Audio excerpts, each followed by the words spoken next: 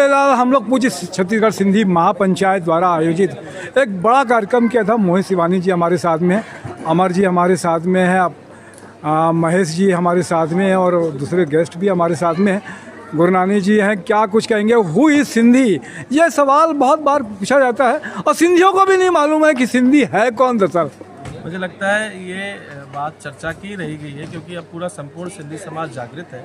और सिंधी कौन है ये सवाल अब पूछना गलत भी है, क्योंकि इतिहास के कागज़ों को अगर कोई भी समझदार व्यक्ति पढ़ेगा, जिसने थोड़ा भी अध्ययन किया होगा, वो देखेगा कि विभाजन की विभीषिका अगर किसी ने सही तो सबसे ज़्यादा सिंधियों ने सही, बंगालियों ने भी सही, पंजाबियों ने भी सही। मित्रों, सिंधी जो है सनातन संस्कृति के जनक इसलिए भी है कि ऋग्वेद की रचना जो की गई वो सिंधु घाटी के किनारे पे की गई। हम सिंधी भगवान श्री राम के बड़े बेटे लव के वंशज हैं, लववंशी हैं। सिंधियों का परिचय सबसे बड़ा यही है कि हम लववंशी हैं। हमने भारत माता के लिए आज़ादी के समय जो हमने बलिदान दिया, शहीद हेमू कालानी जी, रूपलो कोहली जी, वीरूमल शर्मा जी, परशुराम जी और ऐसे कई नाम जिन्होंने भारत माता को आज़ाद कराने में बड़ा काम किया।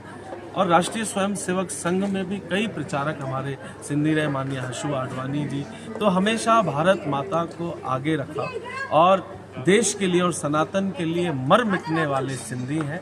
भाषाएं अलग हो सकती हैं पर सनातनी हैं। हिंदुत्व के झंडे के नीचे हम सेवा और संगठन का काम सदैव करते रहे। सिंधियों का ये परिचय है। संघर्षों के पलों में भी ईमानदारी नहीं छोड़िए। एक समय खाया है, 2 समय भूखे रहे हैं, पर कभी भी कोई ऐसा काम नहीं किया है जिससे माँ भारती को तकलीफ हो और उनकी गर्दन नीचे हो। तो हम सदैव देश के लिए